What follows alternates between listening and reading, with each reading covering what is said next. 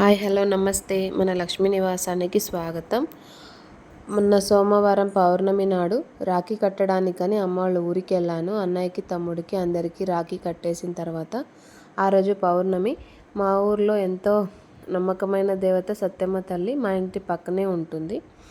పౌర్ణమి సందర్భంగా ఆ రోజు గుడిలో పూజ ఏర్పాటు చేసినారు. ప్రతిసారి ఎవరో ఒకరు పూజ ఏర్పాటు చేసి ఊళ్ళో వాళ్ళందరికీ ప్రసాదాలు పంచడం అట్లా చేస్తుంటారు.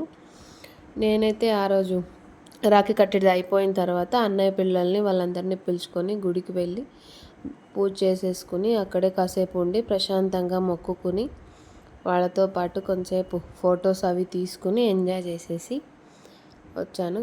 మా ఊరి సత్యమ్మ తల్లి చాలా నిజమైన నమ్మకమైన దేవత. చూడగానే చాలా ప్రశాంతంగా అనిపిస్తుంది. ఇంకా ఆ రోజు గుడిలో ఇడ్లీ చట్నీ పెట్టారు ప్రసాదంగా. అసలే మన రాయలసీమ వాళ్ళు వెరైటీకి ప్రాణం ఇస్తారు కదా, అందుకే వెరైటీగా ఇడ్లీ చట్నీ పెట్టించారు. ఏదైతే ఏముందని దండం పెట్టుకొని ప్రసాదం తీసుకొని ఇంటికి వచ్చేసినాను.